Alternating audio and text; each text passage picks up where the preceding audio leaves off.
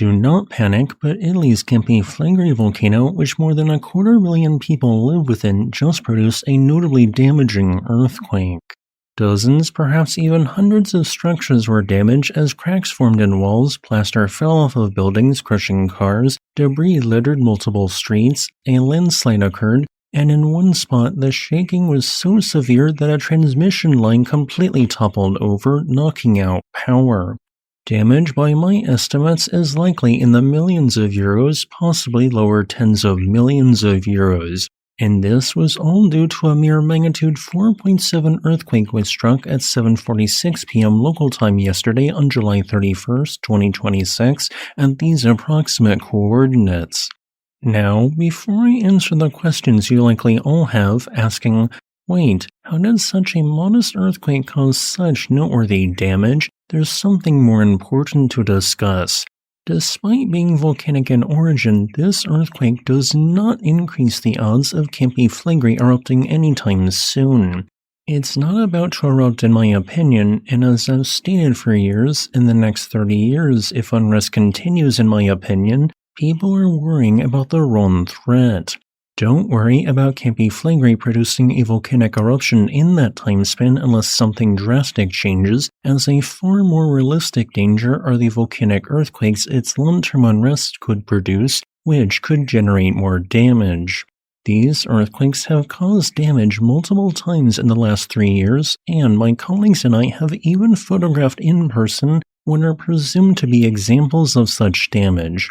However, this magnitude 4.7 earthquake marked the strongest volcano-tectonic earthquake Campi Flegrei has produced by at least 0.1 or 0.2 magnitudes since its latest episode of unrest began in 2005, perhaps even representing the strongest earthquake to occur there in a century or more. And due to a number of crucial factors, what the traditional earthquake magnitude scale would classify as a light earthquake ended up being damaging, causing at least 20 injuries. Why? These 4 factors which all combined in yesterday's earthquake. The most important of these is seismic amplification. Structures built on or above different rock units equidistant from an earthquake hypocenter will experience different severities of shaking and possibly damage. Why? Well, different rock units will cause passing seismic waves to either slow down and have a higher amplitude, thus amplifying ground shaking, or speed up and have a lower amplitude, thus lessening any ground shaking. Clay, hydrothermally altered rock, and sediments often cause structures built on them to experience more significant shaking, while harder, more solid rock units such as granite generally experience less severe shaking. A notable example of this comes to mind in regards to an email I received from a local in Syria during the deadly 2023 twin earthquakes. He asked me why his neighbor's house that was about 100 meters away partially collapsed, while his house suffered only minor cracks despite being built by the same people, with the same materials and the same design. After some conversation, I ended up finding out that his house was built on exposed igneous intrusive rock, while the neighbor's house was built on sediments from an ancient river. In the context of yesterday's Campi Flegrei earthquake, much of the hardest hit areas were constructed on volcanic sediments or were close to highly hydrothermally altered rock. Another important factor is seismic resonance. Every structure has a specific resonance which is largely determined by its height. Depending on the earthquake in question, it will tend to be strongest in a specific frequency, causing more damage to buildings close to that resonance. When I visited Pozzuoli earlier this year, I noted that most regional structures were 3 to 4 stories tall.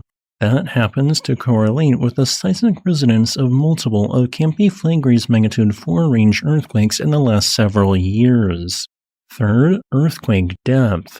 Striking at only 2.6 kilometers or 1.6 miles underground, the earthquake hypocenter was unusually shallow, causing more severe surface shaking than if it had hypothetically instead struck at 10 kilometers or 20 kilometers depth.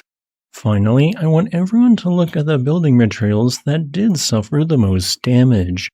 Some older structures constructed with yellow tuff bricks, which generally fared worse in my opinion, while newer structures built with reinforced concrete fared better.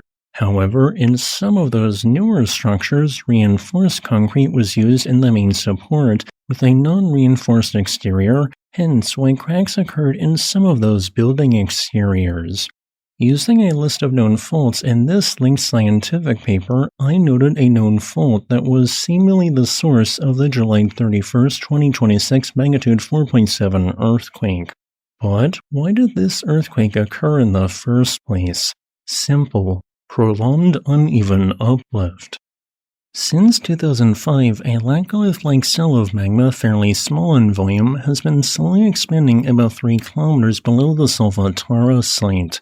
With a half-dome-like shape, this has uplifted overlying ground unevenly, putting additional stresses on nearby faults. Stress from this uplift, which has recently totaled about 15 centimeters a year, caused one such fault to slip and accommodate the building strain to create the observed earthquake.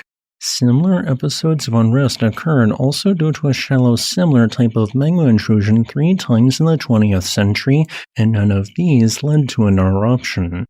In my opinion, 15 centimeters a year of uplift in the context of Campi Flegrei is not likely to lead to a volcanic eruption anytime soon.